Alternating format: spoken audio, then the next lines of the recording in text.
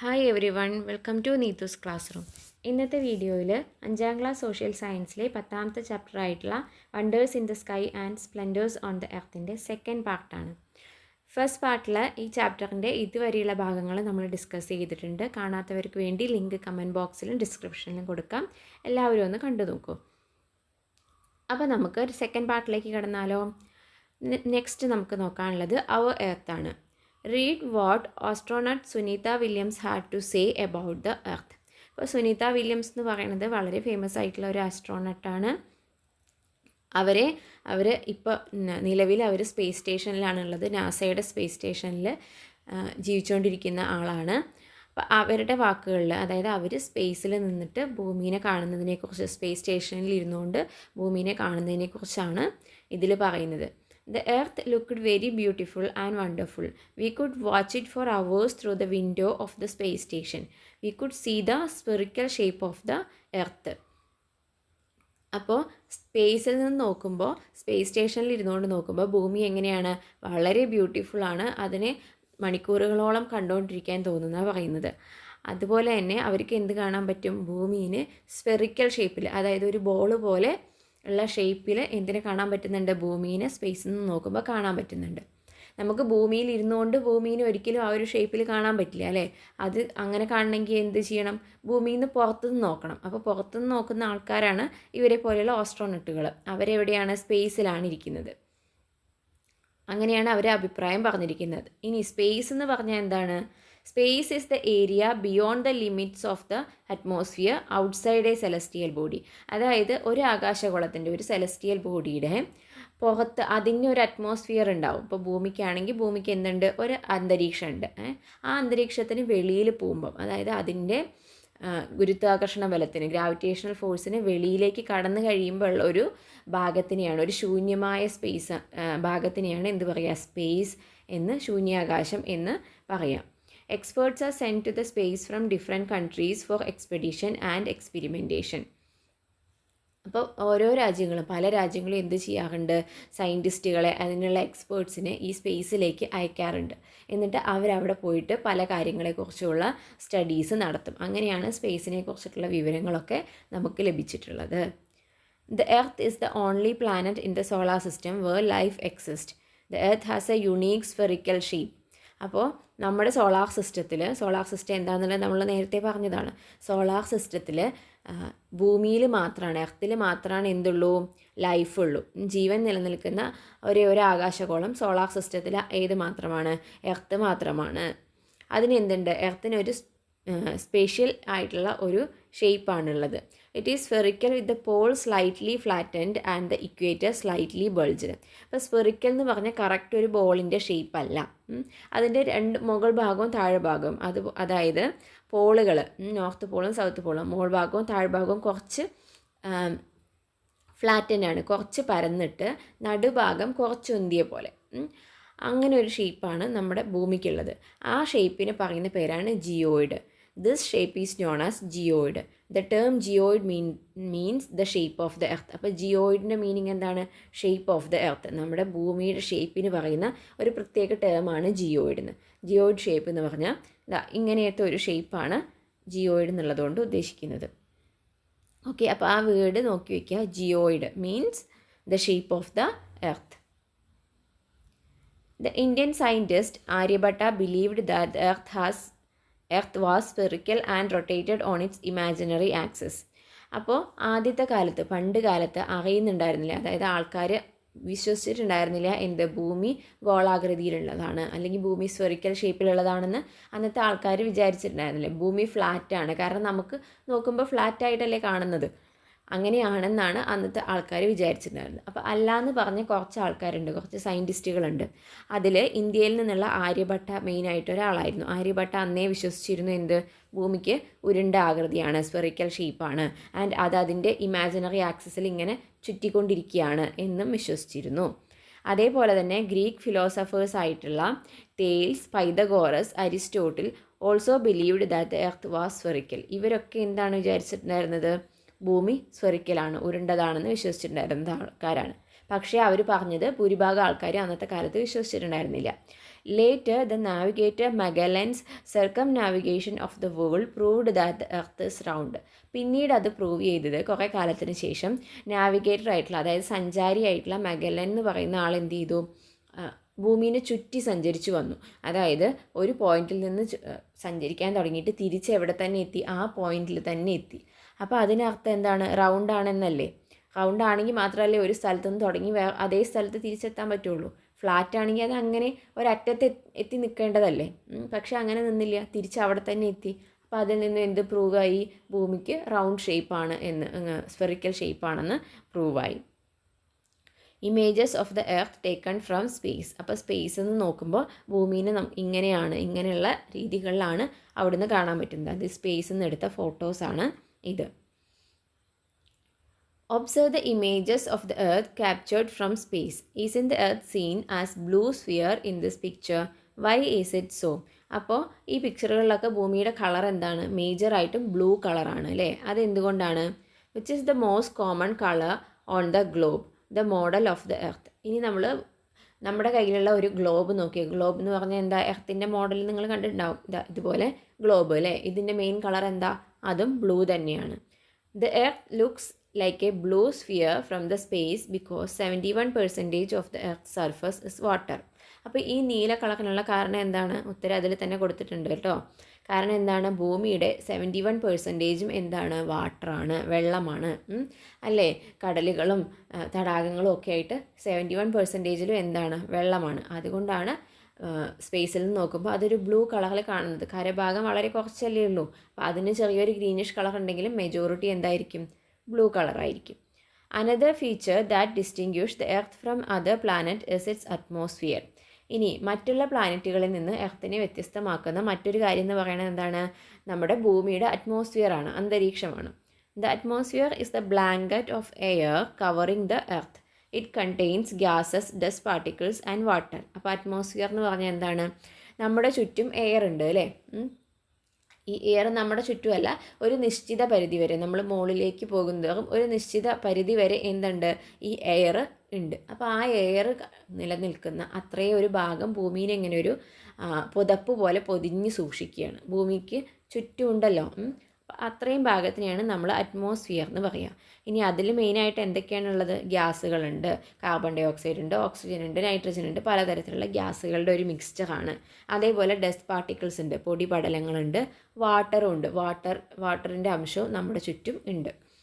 The atmosphere plays a crucial role in sustaining life on the earth by regulating heat and cold. അപ്പോൾ ഈ ഒരു അന്തരീക്ഷം ഉള്ളത് കൊണ്ടാണ് നമ്മുടെ ഭൂമിയിൽ ഒരു ടെമ്പറേച്ചർ മെയിൻറ്റെയിൻ ചെയ്യാൻ പറ്റുന്നത്.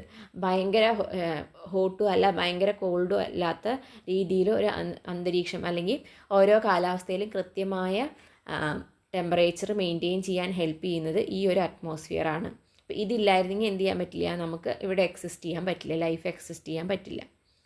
Why does the atmosphere exist as a covering around the earth? Examine. അതായത് അറ്റ്മോസ്ഫിയർ എന്തുകൊണ്ടാണ് ഇങ്ങനെ എർത്തിനെ കവർ ചെയ്ത് തന്നെ നിൽക്കുന്നത്, അത് മൂവ് ചെയ്ത് പോവാതെ ഇതേപോലെ ഒരു പൊസിഷനിൽ എയറിനെ മൊത്തത്തിൽ കവർ ചെയ്ത് നിൽക്കാനുള്ള, ഒരു പുതപ്പ് പുതച്ചതുപോലെ കവർ ചെയ്ത് നിൽക്കാനുള്ള കാരണം എന്താണ് എന്നുള്ളതാണ്. എന്തായിരുന്നു അതിൻ്റെ കാരണം? The pull of earth's gravity keeps the atmosphere in place. അതായത് നമുക്കറിയാം ഭൂമിക്ക് എന്ത് ഫോഴ്സ് ഉണ്ട്, ഗ്രാവിറ്റേഷണൽ ഫോഴ്സ് ഉണ്ട്. ഭൂമി അതിൻ്റെ സെൻറ്ററിലേക്ക് അതിന് ചുറ്റുമുള്ള എല്ലാ സാധനങ്ങളെയും എന്ത് ചെയ്യും, ഇങ്ങനെ പിടിച്ച് വലിച്ചുകൊണ്ടിരിക്കും. അതിനെയാണ് എന്ത് പറയുക, ഗ്രാവിറ്റേഷണൽ ഫോഴ്സ് എന്ന് പറയാം. അപ്പോൾ ഈ അറ്റ്മോസ്ഫിയറും എന്തിൻ്റെ അണ്ടറിലാണ്, ഈ ഗ്രാവിറ്റേഷണൽ ഫോഴ്സിൻ്റെ ഈ ഒരു വലിവിൻ്റെ അണ്ടറിലാണ് നിൽക്കുന്നത്, ആ ഒരു പുള്ളിൻ്റെ ഉള്ളിലാണ്. അതുകൊണ്ടാണ് എന്ത് ചെയ്യുന്നത്, അറ്റ്മോസ്ഫിയർ അവിടെ തന്നെ നിലനിൽക്കുന്നത്. ഇനി ആ ഒരു ഗ്രാവിറ്റേഷണൽ പുള്ളിൻ്റെ ഔട്ടാവുമ്പോൾ, അതായത് ഗ്രാവിറ്റേഷണൽ പുള്ളിൻ്റെ പരിധിക്ക് പുറത്തുള്ള സ്ഥലമാണ് എന്ത്, സ്പേസ് എന്ന് പറയുന്നത്. ഓക്കെ, അപ്പം ഇതാണ് അതിൻ്റെ ഉത്തരം. The pull of earth gravity keeps the atmosphere in place. അടുത്തതും അതുപോലെ ഒരു ക്വസ്റ്റ്യൻ ഉണ്ട്. Discuss and make notes on the role of atmosphere in sustaining life on earth.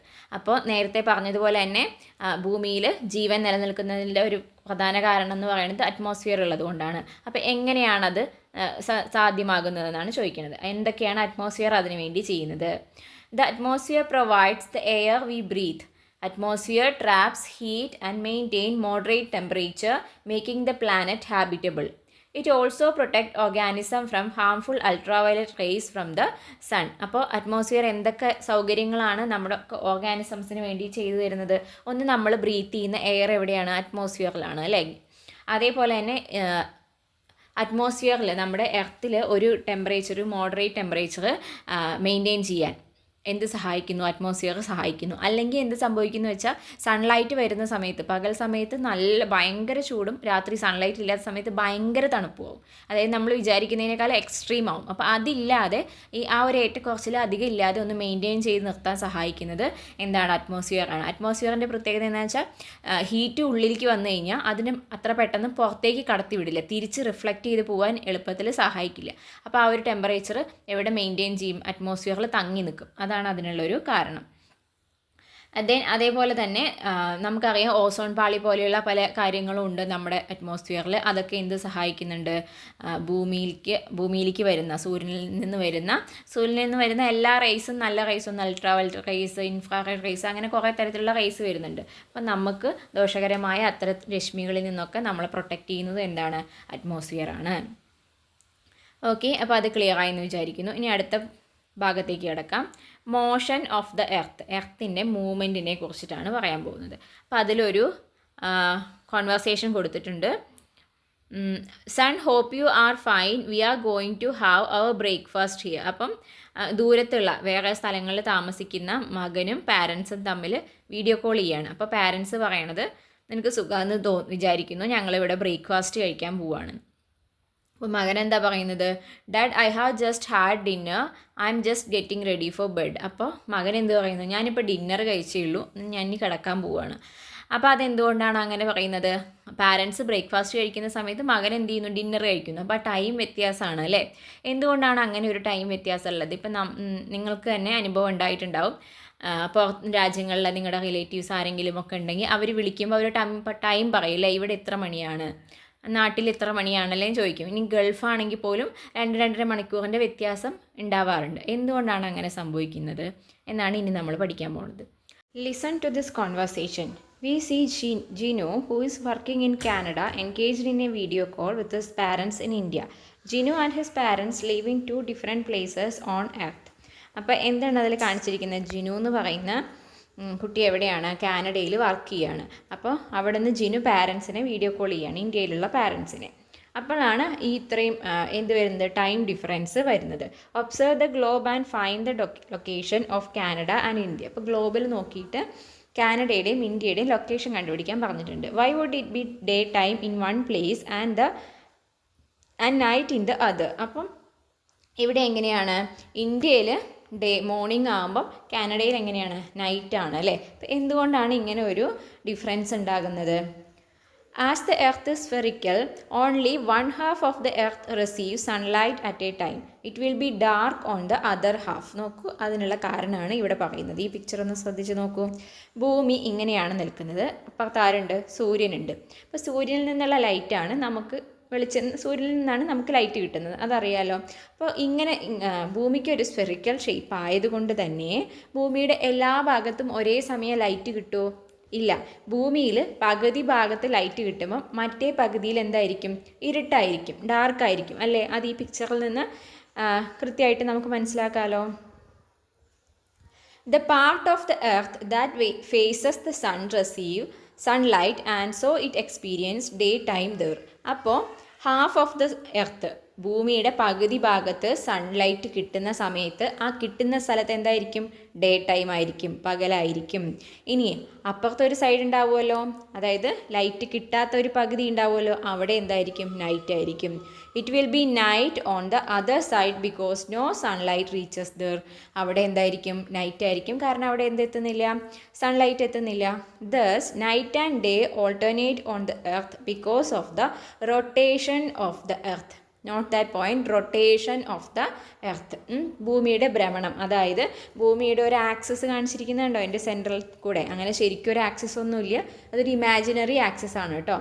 ആ ഒരു ആക്സിസിനെ ബേസ് ചെയ്തിട്ട് ഭൂമി എന്ത് ചെയ്തുകൊണ്ടിരിക്കുക, സ്വയം കറങ്ങിക്കൊണ്ടിരിക്കുകയാണ്. ആ ആരോ മാർക്ക് കാണിച്ചിരിക്കുന്നത് കണ്ടോ, ഡയറക്ഷൻ, കറങ്ങുന്ന ഡയറക്ഷൻ, ആ ഡയറക്ഷനിൽ ഭൂമി ഇങ്ങനെ സ്വയം ചുറ്റി തിരിഞ്ഞുകൊണ്ടിരിക്കുകയാണ്. അതുകൊണ്ടാണ് എന്തായിട്ട് വരുന്നത്, ഡേയും നൈറ്റും മാറി മാറി മാറി മാറി വരുന്നത്. സണ്ണിൻ്റെ പൊസിഷൻ മാറുന്നുണ്ടോ? ഇല്ല, സണ്ണ് അവിടെ തന്നെ നിൽക്കുകയാണ്. ഭൂമിയാണെങ്കിൽ തന്നെ കിടന്നിങ്ങനെ തിരിഞ്ഞുകൊണ്ടിരിക്കുകയാണ്. അപ്പോൾ പകുതി സ്ഥലത്ത് ഡേ ആകും, ബാക്കി നൈറ്റ് ആവും. തിരിച്ചു വരുമ്പോൾ നൈറ്റ് ആയോടത്ത് ഡേ ആവും, ഡേ ആയോടത്ത് നൈറ്റ് ആവും. Rotation is the spinning of the earth on its imaginary axis. അപ്പോൾ റൊട്ടേഷൻ എന്ന് പറഞ്ഞാൽ എന്താ, സ്പിന്നിങ്, കറങ്ങുക. എന്തിനെ ബേസ് ചെയ്തിട്ട്, ആ ഒരു ഇമാജിനറി ആക്സിസിൽ അതിനെ ബേസ് ചെയ്തിട്ട്, അതായത് ആ ഒരു ചെരിഞ്ഞിട്ടുള്ള ആ ഒരു കണ്ടോ, ഭൂമി സ്റ്റഡി ആയിട്ടല്ല, ഒന്ന് ചെരിഞ്ഞിട്ടാണ് നിൽക്കുന്നത്. ആ ചെരിവ് മാറില്ല, അതങ്ങനെ തന്നെ മെയിൻറ്റെയിൻ ചെയ്യും. അതാണ് ആ ഇമാജിനറി ആക്സിസിനെ ബേസ് ചെയ്തിട്ടാണ് സ്പിൻ ചെയ്യുന്നത്.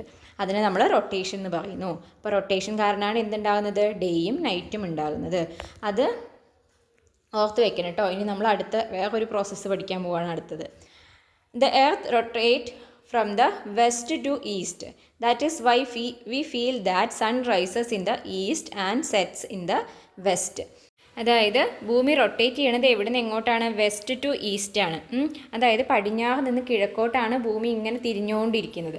അങ്ങനെ നമ്മളിങ്ങനെ തിരിഞ്ഞ് വരുമ്പം നമുക്ക് എന്ത് തോന്നും, സൂര്യൻ ഈസ്റ്റ് ഡയറക്ഷനിൽ നിന്ന് റൈസ് ചെയ്ത്, അതായത് കിഴക്ക് ഭാഗത്ത് നിന്ന് ഇങ്ങനെ ഉദിച്ചു വരുന്നത് പോലെ നമുക്ക് തോന്നും. എന്നിട്ടോ പടിഞ്ഞാറ് ഭാഗത്ത് പോയി അസ്തമിക്കുന്നത് പോലെ നമുക്ക് തോന്നും. ആക്ച്വലി എന്താണ് സംഭവിക്കുന്നത്, നമ്മുടെ ഭൂമിയാണ് ഇങ്ങനെ കറങ്ങി എവിടേക്ക് പോകുന്നത്, ഈസ്റ്റ് ഡയറക്ഷനിലേക്ക്, വെസ്റ്റിൽ നിന്ന് ഈസ്റ്റിലേക്ക് നമ്മളിങ്ങനെ കറങ്ങി ചെല്ലുമ്പോൾ നമുക്ക് എന്ത് തോന്നും, സൂര്യൻ ഈസ്റ്റിൽ നിന്ന് വരുന്നത് പോലെ തോന്നും. അതിന്ന് നമ്മൾ തിരിഞ്ഞ് അങ്ങോട്ട് പോകുമ്പോൾ നമുക്ക് എന്ത് തോന്നും, സൂര്യൻ വെസ്റ്റ് ഡയറക്ഷനിൽ അസ്തമിക്കുന്നത് പോലെ നമുക്ക് തോന്നുന്നതാണ്. The earth takes 23 hours 56 minutes 4 seconds to complete 1 rotation. This is calculated as a day. അപ്പോൾ ഭൂമിക്ക് ഇങ്ങനെ ഒരു തവണ കറങ്ങി വരാൻ, ഒരു റൊട്ടേഷൻ പൂർത്തിയാക്കാൻ ആവശ്യമായ സമയം 23 മണിക്കൂർ 56 മിനിറ്റ് 4 സെക്കൻഡാണ്. ഇതിനെയാണ് നമ്മൾ ഒരു ദിവസം എന്ന് പറയുന്നത്. അതായത് ഒരു പകലും ഒരു രാത്രിയും ചേരുന്നതിനെയാണല്ലോ നമ്മളൊരു ദിവസം എന്ന് പറയുക. അപ്പോൾ അതിന് ശരിക്കും ഇത്രയും സമയം വേണം. അതിനെയാണ് നമ്മൾ എന്ത് പറയാം, ഒരു ദിവസം, ഒരു റൊട്ടേഷൻ പൂർത്തിയാക്കുന്ന സമയത്തിന് ഒരു ദിവസം എന്ന് പറയുന്നു. അപ്പോൾ ഭൂമിയുടെ റൊട്ടേഷൻ കൊണ്ടുണ്ടാകുന്നതാണ് എന്ത്, ഡേയും നൈറ്റും.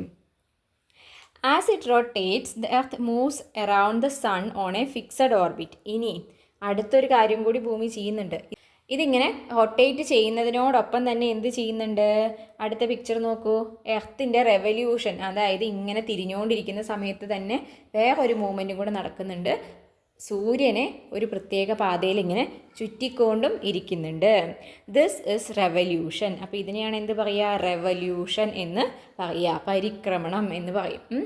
അപ്പോൾ റൊട്ടേഷനും ഉണ്ട്, റെവല്യൂഷനും ഉണ്ട്. റൊട്ടേഷൻ എന്ന് പറഞ്ഞാൽ സ്വയം തിരിയുന്നത്, റെവല്യൂഷൻ എന്ന് പറഞ്ഞാൽ ഭൂമി സൂര്യനെ ചുറ്റുന്നത്.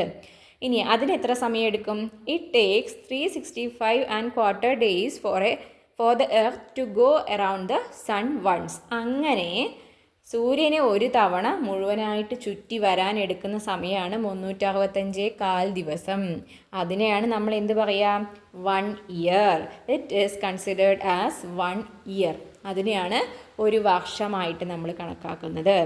Seasons R experienced as A result of the revolution of the earth. അപ്പോൾ ഈ ഒരു വർഷത്തിൻ്റെ ഇടയ്ക്ക് നമുക്ക് എന്തൊക്കെ അനുഭവപ്പെടും, മഴക്കാലം ഉണ്ടാവും, മഞ്ഞുകാലം ഉണ്ടാകും, സമ്മർ ഉണ്ടാവും, ഇതൊക്കെ ഉണ്ടാവുന്നുണ്ട് അല്ലേ. അപ്പോൾ ഈ സീസണുകൾ ഉണ്ടാകാൻ, കാലാവസ്ഥ ഇങ്ങനെ മാറി മാറി വരാനുള്ള കാരണം എന്ന് പറയുന്നത് എന്താണ്, റെവല്യൂഷനാണ്.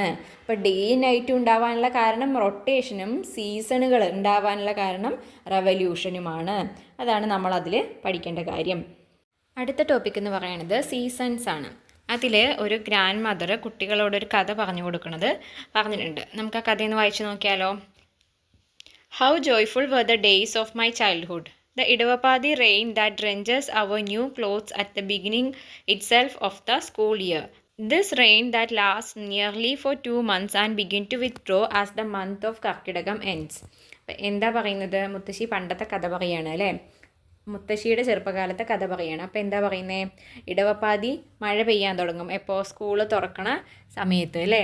പിന്നെ അത് എത്ര നാൾ നീണ്ടു നിൽക്കും? 2 മാസത്തോളം കഴിഞ്ഞിട്ട് കർക്കിടകം അവസാനിക്കുമ്പോഴാണ് ആ മഴ അവസാനിക്കുക. നിങ്ങൾക്ക് മലയാള മാസങ്ങളെക്കുറിച്ചൊക്കെ അറിയാമോ? ഏതൊക്കെയാണ് മലയാള മാസം എന്ന്?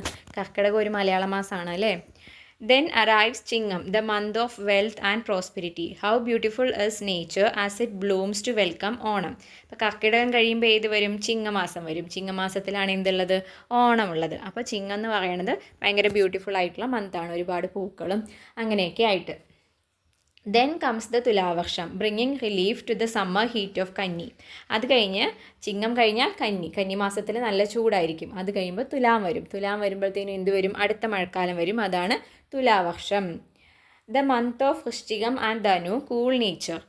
In the month of Makaram, some trees are seen shedding their leaves. ഇനിയോ വൃശ്ചികവും ധനുവും, അത് കഴിഞ്ഞ് വരുന്ന തുലാം കഴിഞ്ഞ് വരുന്ന വൃശ്ചികവും ധനു എന്താണ്? തണുപ്പുള്ള മാസങ്ങളാണ്. അതായത് നമ്മുടെ ഈ ഒരു സമയമുണ്ടല്ലോ, ഡിസംബർ, ജനുവരി, അതൊക്കെ അങ്ങനെ ഒരു കൂൾ നേച്ചറാണ്. അത് കഴിഞ്ഞ് മകരം വന്നാലോ ഇലകളൊക്കെ പൊഴിക്കാൻ നോക്കും. മരങ്ങൾ ഇലകളൊക്കെ പൊഴിക്കുന്ന സമയമാണ്. Most water bodies dry up due to the intense heat of Kumbham, Meenam and മേടം. കുംഭം, മീനം, മേടം ഈ മാസങ്ങളിലൊക്കെ എന്താണ്? നല്ല ചൂടാണ്. ജലാശയങ്ങളൊക്കെ വറ്റാൻ തുടങ്ങും. The mangoes and Jack fruits in the yard make nature beautiful even at that time. പക്ഷേ ആ സമയത്ത് എന്തുണ്ടാവും? നിറയെ മാങ്ങയും ചക്കയും ഒക്കെ ഉണ്ടാകുന്നതും ആ സമയത്താണ്. അപ്പോൾ ഇതിൽ മലയാള മാസം വെച്ചിട്ടാണ് ഏത് മുതലാണ് തുടങ്ങിയത്? കർക്കിടകം പറഞ്ഞു, ചിങ്ങം, കന്നി, തുലാം, വൃശ്ചികം, ധനു, മകരം, കുംഭം, മീനം, മേടം, ഇടവം, മിഥുനം, കർക്കിടകം. ഇങ്ങനെയാണ് 12 മലയാള മാസങ്ങൾ. അപ്പോൾ മുത്തശ്ശി പറയുന്നത് മുത്തശ്ശിയുടെ ചെറുപ്പകാലത്തെക്കുറിച്ചാണ്. അപ്പോൾ അന്ന് മലയാള മാസങ്ങൾ വെച്ചിട്ടാണ് ഓരോ സീസണുകളെക്കുറിച്ചാണ് മുത്തശ്ശി ഇതിൽ പറഞ്ഞു പോകുന്നത്. You have read Grandma's experience. Here, Grandma refers to the changes in nature from childhood. What changes are they? അപ്പോൾ പണ്ടത്തെ കാലത്ത് ഉണ്ടാകുന്ന കുറേ മാറ്റങ്ങളെക്കുറിച്ച് ഇതിൽ പറയുന്നുണ്ട്. എന്തൊക്കെ കാര്യങ്ങളെക്കുറിച്ചാണ് അതിൽ പറയുന്നത്? ഒന്ന് മഴയാണ് അല്ലേ. റെയിൻ പറയുന്നുണ്ട്. റെയിനിലുള്ള വ്യത്യാസങ്ങൾ പറയുന്നുണ്ട്. പിന്നെയോ ടെമ്പറേച്ചർ, ഓരോ കാലത്തുള്ള ചൂടിനെക്കുറിച്ചും തണുപ്പിനെക്കുറിച്ചും ഒക്കെ പറയുന്നുണ്ട്. അതുപോലെ വാട്ടറിനെക്കുറിച്ച് പറയുന്നുണ്ട് അല്ലേ. സീസണൽ ഫ്രൂട്ട്സ് എന്ന് പറഞ്ഞാൽ എന്താണ്? ചില കാലങ്ങളിൽ ചില കാലാവസ്ഥയിൽ മാത്രം ലഭ്യമായിട്ടുള്ള ഫ്രൂട്ട്സിനെയാണ് സീസണൽ ഫ്രൂട്ട്സ് എന്ന് പറയുക. ചില പഴങ്ങൾ നമുക്ക് എല്ലാ കാലത്തും ലഭ്യമാകും. അതായത് ഇപ്പോൾ നമ്മുടെ ബനാന, അതൊക്കെ നമുക്ക് എല്ലാ സമയത്തും കിട്ടുന്നതാണ്. എന്നാൽ പക്ഷേ മാമ്പഴം അല്ലെങ്കിൽ ചക്കപ്പഴം എന്നൊക്കെ പറയുന്നത് എപ്പോഴും നമുക്ക് കിട്ടുമോ? ഇല്ല, അത് ചില കാലങ്ങളിൽ മാത്രമാണ് ലഭ്യമാവുള്ളൂ. അതിനെയാണ് സീസണൽ ഫ്രൂട്ട്സ് എന്ന് പറയുക കേട്ടോ. ദെൻ അതിനെക്കുറിച്ച് തന്നെ അടുത്തൊരു ക്വസ്റ്റ്യൻ ചോദിച്ചിട്ടുണ്ട്. Do we get all types of fruits every season? എല്ലാ ടൈപ്സ് ഓഫ് ഫ്രൂട്ട്സും എല്ലാ സമയത്തും കിട്ടുമോ? എല്ലാ സീസണിലും കിട്ടുമെന്നാണ്. അതിന് നമുക്ക് എന്ത് ആൻസർ പറയാം? No, not all types of fruits are available in every season. Seasonal fruits like mango, jackfruit etcetera are only available in particular season. അപ്പോൾ സീസണൽ ഫ്രൂട്ടുകൾ അതാത് സീസണിൽ മാത്രമേ ലഭ്യമായിട്ടുള്ളൂ. അതേസമയം വേറെ ചില ഇയർ റൗണ്ട് ഫ്രൂട്ടുകളുണ്ട് കേട്ടോ, വർഷത്തിൽ എല്ലാ സമയത്തും അവൈലബിൾ ആയിട്ടുള്ള. ഇപ്പോൾ ഒരുപാട് തരത്തിലുള്ള സീസണൽ ഫ്രൂട്ട്സ്, ഇപ്പം മാങ്ങയൊക്കെ ആണെങ്കിൽ നമുക്കിപ്പം എപ്പോഴും കിട്ടാറുണ്ട്. പക്ഷേ മാമ്പഴം അല്ലെങ്കിൽ പച്ചമാങ്ങയൊക്കെ കിട്ടുന്നുണ്ട്. അതായത് അത് വേറെ പുതിയ ടെക്നോളജിയൊക്കെ ഉപയോഗിച്ചിട്ട് ഇയർ റൗണ്ട് അതിന് മാർക്കറ്റ് ഉള്ളത് കൊണ്ട് ഉണ്ടാക്കുന്നതാണ്. അല്ലാതെ നാച്ചുറലി മാങ്ങയും ചക്കയൊക്കെ ഉണ്ടാവുന്നത് ആ ഒരു സമ്മർ സീസണിൽ മാത്രമാണ്. അതുപോലെ പലതരത്തിലുള്ള ഫ്രൂട്ടുകളുണ്ട്. ഇപ്പോൾ റംബൂട്ടാനാണെങ്കിലും, ഇപ്പോൾ ആപ്പിൾ, ഓറഞ്ച് നമുക്ക് എല്ലാ കാലത്തും കിട്ടുമെങ്കിലും ഇതിനൊക്കെ ഒരു സീസൺ ഉണ്ട് അല്ലേ. ചില സീസണിൽ കണ്ടിട്ടില്ലേ, ഒരുപാട് വില കുറഞ്ഞൊക്കെ കിട്ടുന്ന സമയം, അത് അതിൻ്റെ ശരിക്കുള്ള സീസൺ ആയതുകൊണ്ടാണ്. ദെൻ അടുത്തത് നോക്കൂ, 2-3 പിക്ചർ കൊടുത്തിട്ടുണ്ട് അല്ലേ. Which season do the given picture refer to? ഓരോ പിക്ചർ ഓരോ സീസണിനെയാണ് കാണിക്കുന്നത്. ഫസ്റ്റത്തെ എന്താണ്? റെയിനി സീസണാണ്. Second one is winter and third one is summer. Do you experience all of this season in your area? അതായത് നിങ്ങളുടെ ഏരിയയിലും ഈ സീസണുകളെല്ലാം ഉണ്ടോ എന്നാണ് ചോദിച്ചിരിക്കുന്നത്. അപ്പോൾ വ്യത്യസ്ത തരത്തിലുള്ള സീസൺ ഉണ്ടെങ്കിലും ഭൂമിയുടെ ഓരോ ഭാഗത്തും ഈ സീസണുകൾ പല രീതിയിലാണ് അനുഭവപ്പെടുക. ഇപ്പോൾ നമ്മുടെ നാട്ടിലെ കേരളത്തിൻ്റെ അവസ്ഥ തന്നെ എടുക്കുകയാണെങ്കിൽ നമുക്ക് എന്തുണ്ട്, റെയിനി സീസൺ നന്നായിട്ടുണ്ട് അല്ലേ, സമ്മർ സീസൺ നന്നായിട്ടുണ്ട്. പക്ഷേ വിൻ്റർ സീസണിൽ ഇതുപോലെ മഞ്ഞ് വീഴുന്ന ഒരവസ്ഥയൊന്നും നമ്മുടെ കേരളത്തിലെ ഭൂരിഭാഗം സ്ഥലത്തും ഉണ്ടായിട്ടില്ല. ഇനി അഥവാ ഉണ്ടെങ്കിൽ തന്നെ മൂന്നാറോ അങ്ങനെയൊക്കെയുള്ള കുറച്ച് ഹിൽ ഏരിയയിൽ മാത്രം ചെറുതായിട്ട് ഉണ്ടാവും. പക്ഷേ നമ്മുടെ നോർമൽ ഇതിലൊന്നും തണുപ്പ് ഉണ്ടാവുന്നുള്ളതല്ലാതെ മഞ്ഞ് വീഴ്ച, സ്നോ ഒന്നും നമുക്ക് ഉണ്ടാവാറില്ല അല്ലേ. അപ്പോൾ ഇതൊക്കെ അനുഭവപ്പെടുന്നതും വ്യത്യസ്ത രീതിയിലാണ്. What are the sites around U during different seasons, discuss in class and complete the list given below. അപ്പോൾ ഓരോ സീസണിലും ഉണ്ടാകുന്ന നമുക്ക് ചുറ്റും കാണാൻ പറ്റുന്ന കാഴ്ചകളെക്കുറിച്ചാണ് പറയുന്നത്. ഓരോ പോയിൻ്റ് അതിൽ കൊടുത്തിട്ടുണ്ട്. നോക്കൂ, സമ്മർ സീസണിൽ വാട്ടർ ബോഡീസ് ഡ്രൈ അപ്പ് ആവും. റെയിനി സീസണിൽ റിവർ ഓവർഫ്ലോ ചെയ്യും, കരകവിഞ്ഞൊഴുകും. വിൻ്റർ സീസണിലാണെങ്കിൽ snowfall in areas with high altitude, ഒരുപാട് ഹൈറ്റിലുള്ള ഊട്ടി, മൂന്നാർ അങ്ങനെയൊക്കെയുള്ള ഏരിയയിൽ. ഇനി നമ്മൾ ഈ മൊത്തം ഇന്ത്യയുടെ കാര്യം നോക്കുകയാണെങ്കിൽ ഡൽഹി ആണെങ്കിലും അങ്ങനെയൊക്കെയുള്ള സ്ഥലങ്ങളിലൊക്കെ എന്തുണ്ട്, അത്യാവശ്യം മഞ്ഞ് വീഴ്ചയൊക്കെ ഉണ്ടാവും കേട്ടോ. നമ്മൾ കേരളത്തിൻ്റെ കാര്യം പറയുമ്പോഴാണ് അങ്ങനെ ഇല്ലാത്തത്. അതേപോലെ നമുക്ക് മറ്റെന്തൊക്കെ പോയിന്റുകൾ എഴുതാം. ടെമ്പറേച്ചർ നോക്കുകയാണെങ്കിൽ എങ്ങനെയാണ്, സമ്മർ സീസണിൽ വാം വെതറാണ്, നല്ല ചൂടുള്ള സമയമായിരിക്കും. റെയിനി സീസണിലാണെങ്കിൽ ലോ ടെമ്പറേച്ചർ, കമ്പാരിറ്റീവ്ലി ലോ ആയിരിക്കും. വിൻ്റർ സീസണിലാണെങ്കിൽ കോൾഡ് വെതർ ആയിരിക്കും അല്ലേ, നല്ല തണുപ്പുള്ള കാലാവസ്ഥയായിരിക്കും. ദെൻ സമ്മറിൽ എങ്ങനെയാണ്, നമുക്ക് seasonal fruits and vegetables are available. നമുക്ക് എന്ത് കിട്ടും, സമ്മർ സീസണിൽ സീസണൽ ഫ്രൂട്ട്സും വെജിറ്റബിൾസും ഒക്കെ കിട്ടും.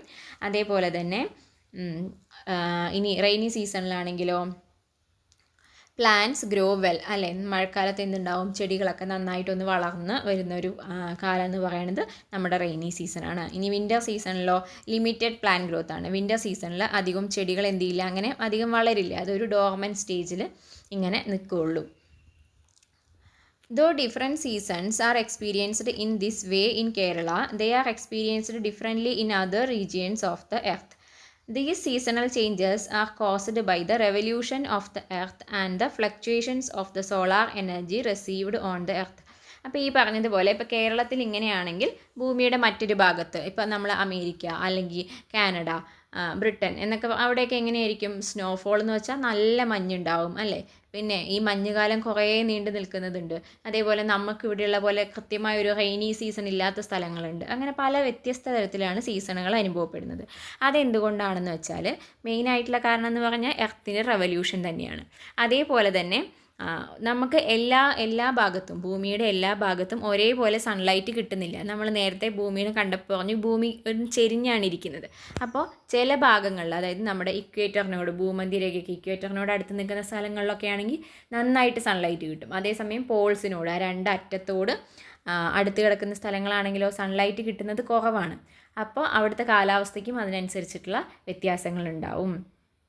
വിത്ത് the seasonal changes there are changes in the atmosphere and nature. അതിനനുസരിച്ച് തന്നെ അവിടുത്തെ അറ്റ്മോസ്ഫിയറിനും അതേപോലെ അവിടുത്തെ നേച്ചറിനും, അവിടെ ഉണ്ടാകുന്ന പ്ലാന്റ്സിനാണെങ്കിലും അനിമൽസിനാണെങ്കിലും അവിടുത്തെ ജീവിത രീതിക്കും ഒക്കെ അതിനനുസരിച്ചിട്ടുള്ള വ്യത്യാസങ്ങളുണ്ടാകും. അടുത്തൊരു ടേബിൾ, ഒരു ഇമ്പോർട്ടൻ്റ് ആയിട്ടുള്ള ടേബിളാണ്. Complete the table below based on the 2 main motions of the earth, rotation and revolution. അതായത് റൊട്ടേഷനും റെവല്യൂഷനും തമ്മിലുള്ള വ്യത്യാസങ്ങൾ എഴുതാൻ വേണ്ടിയിട്ട് ഒരു ടേബിൾ കൊടുത്തിട്ടുണ്ട്. ഇത് വളരെ ഇമ്പോർട്ടൻ്റ് ആണ് കേട്ടോ. റൊട്ടേഷൻ എന്ന് പറഞ്ഞാൽ എന്താണ്, earth sphinx on its axis. അതായത് എർത്ത് അതിൻ്റെ തന്നെ ഒരു ഇമാജിനറി ആക്സിസിൽ സ്വയം കറങ്ങുന്നതിനെയാണ് റൊട്ടേഷൻ എന്ന് പറയുക. അങ്ങനെയാണെങ്കിൽ റെവല്യൂഷൻ എന്താണ്, earth revolves around the sun in an elliptical path. ഒരു എലിപ്റ്റിക്കൽ പാത്ത് എങ്ങനെയാണ് ഇരിക്കുന്നത് നമ്മൾ നേരത്തെ കണ്ടിട്ടുണ്ട് കഴിഞ്ഞ ക്ലാസ്സിൽ അല്ലേ.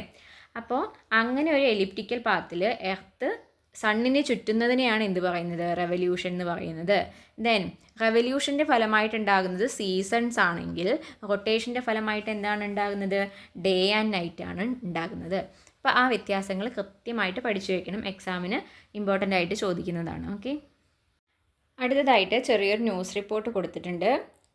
Under 17 cricket final match cancel due to rain. അപ്പോൾ അണ്ടർ 17 ക്രിക്കറ്റിൻ്റെ ഫൈനൽ മാച്ച് ക്യാൻസൽ ചെയ്തു, ഇതുകൊണ്ട് മഴ കാരണം.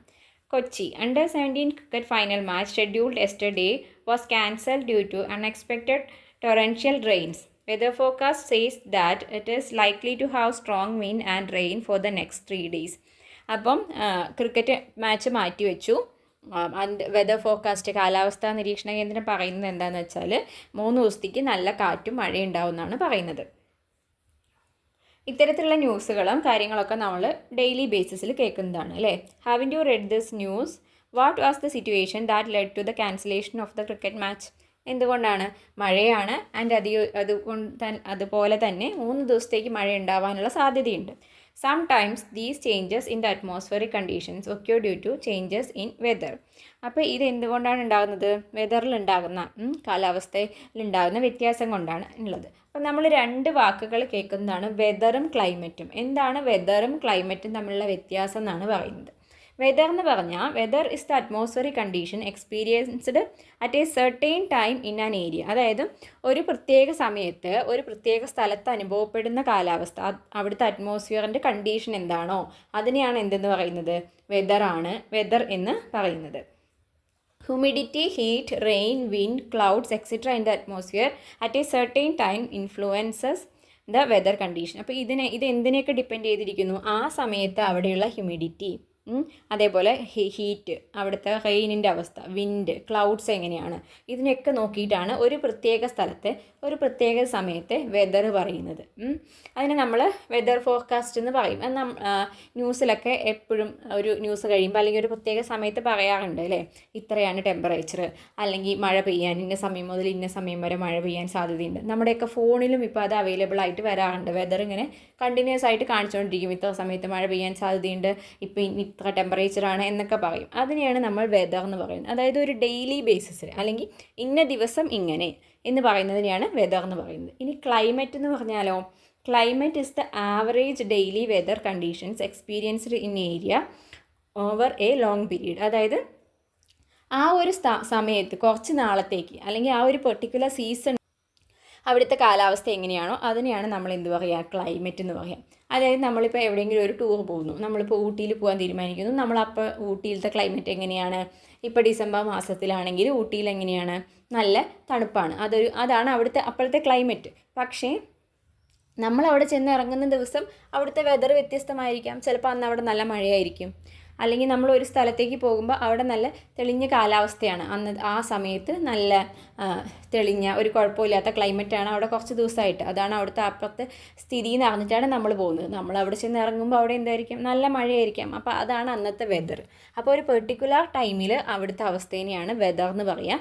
പക്ഷേ കുറച്ച് ദിവസങ്ങളായിട്ട് അല്ലെങ്കിൽ ഒരു സമയത്ത് അവിടുത്തെ ആവറേജ് കുറേ ദിവസങ്ങളായിട്ട് അവിടെ ഉണ്ടാകുന്ന ഒരു വെതർ എങ്ങനെയാണോ അതിൻ്റെ ഒരു ആവറേജ് ആയിട്ട് നമ്മൾ പറയും അവിടെ ഇപ്പോൾ മഴക്കാലമാണ്, അല്ലെങ്കിൽ അവിടെ ഇപ്പോൾ തണുപ്പ് കാലമാണ്, ചൂടാണ് എന്നൊക്കെ നമ്മൾ പറയുന്നതിനെയാണ് എന്ത് പറയുക? ക്ലൈമറ്റ് എന്ന് പറയുക. അതാണ് വെതറും ക്ലൈമറ്റും തമ്മിലുള്ള വ്യത്യാസം. ദെൻ നോക്കൂ, heat rises alert in the state, snowfall again in Himachal, holidays for school, heavy rain, orange alert in 5 districts, strong winds likely, fisherman warned against venturing into sea. അപ്പോൾ ഇത്തരത്തിലുള്ള ന്യൂസുകൾ നമ്മൾ ഡെയിലി കാണുന്നതാണ്. പ്രത്യേകിച്ച് മഴയുടെ സമയത്ത് അല്ലേ, ഇത്ര ഡിസ്ട്രിക്റ്റിൽ ഓറഞ്ച് അലേർട്ടാണ്, റെഡ് അലേർട്ടാണ്, യെല്ലോ ആണെന്നൊക്കെ നമ്മൾ കാണാറുണ്ട്. അതിൻ്റെ ബേസിൽ നമുക്ക് ലീവും കിട്ടാറുണ്ട് സ്കൂളിന് അല്ലേ. അപ്പോൾ how helpful are the accurate and scientific daily weather warnings in daily life discuss. അപ്പോൾ ഇത്തരത്തിലുള്ള വെതർ വാർണിങ്ങുകൾ നമ്മുടെ ഡെയിലി ലൈഫിൽ എത്രമാത്രം ഇമ്പോർട്ടൻ്റ് ആണ്? വളരെ ഇമ്പോർട്ടൻ്റ് ആണ്. നമ്മൾ അതിനെ ബേസ് ചെയ്തിട്ടാണ് പല കാര്യങ്ങളും തീരുമാനിക്കുന്നതും. അല്ലെങ്കിൽ ഒരു പ്രൊട്ടക്ഷൻ, സ്വയം ഒരു പ്രൊട്ടക്ഷൻ എടുക്കാൻ, അല്ലെങ്കിൽ ഇപ്പോൾ ഒരു ഹെവി റെയിൻ ഉള്ള സമയത്ത് വെള്ളം കയറാൻ സാധ്യതയുള്ള സ്ഥലത്തു നിന്ന് ആൾക്കാർ മാറ്റി താമസിപ്പിക്കുന്നു. അങ്ങനെയൊക്കെ ചെയ്യണമെങ്കിൽ എന്ന് നമുക്ക് നേരത്തെ അറിയണ്ടേ? സംഭവിച്ചു കഴിഞ്ഞിട്ട് അറിഞ്ഞിട്ട് കാര്യമില്ലല്ലോ. അപ്പോൾ മുൻകൂട്ടി അറിയാൻ വേണ്ടിയിട്ട് ഇത്തരത്തിലുള്ള വെതർ ഫോർകാസ്റ്റുകളൊക്കെ നമ്മളെ സഹായിക്കുന്നുണ്ട്. ഈ ചാപ്റ്റർ കുറച്ച് ലോങ് ചാപ്റ്റർ ആയതുകൊണ്ട് തന്നെ നമുക്ക് ഒരു പാർട്ടും കൂടി വേണ്ടി വരും ഇത് കംപ്ലീറ്റ് ആക്കാൻ വേണ്ടിയിട്ട്. അപ്പോൾ ഈ സെക്കൻഡ് പാർട്ട് നമുക്ക് ഇവിടെ അവസാനിപ്പിക്കാം. ഫസ്റ്റ് പാർട്ട് കാണാത്തവർ ഫസ്റ്റ് പാർട്ടും കൂടി കാണാൻ വേണ്ടി ശ്രമിക്കണം. അതേപോലെ തന്നെ ക്ലാസ്സിനെ കുറിച്ചുള്ള നിങ്ങളുടെ അഭിപ്രായങ്ങളും എന്തെങ്കിലും നിർദ്ദേശങ്ങളുണ്ടെങ്കിൽ അതൊക്കെ കമൻറ്റ് ബോക്സിൽ അറിയിക്കുക. ക്ലാസ് നിങ്ങൾക്ക് ഇഷ്ടപ്പെടുകയാണെങ്കിൽ ഒരു ലൈക്ക് ചെയ്യാനും അതേപോലെ നിങ്ങളുടെ ഫ്രണ്ട്സിനൊക്കെ ഷെയർ ചെയ്ത് കൊടുക്കാനും റിക്വസ്റ്റ് ചെയ്യുന്നു. അതേപോലെ തന്നെ നമ്മുടെ ചാനൽ ഇതുവരെ സബ്സ്ക്രൈബ് ചെയ്യാത്തവർ സബ്സ്ക്രൈബ് ചെയ്യാൻ കൂടി ഓർക്കണേ. അപ്പോൾ നമുക്ക് അടുത്ത വീഡിയോ ആയിട്ട് കാണാം. അതുവരെ bye. Thank you for watching.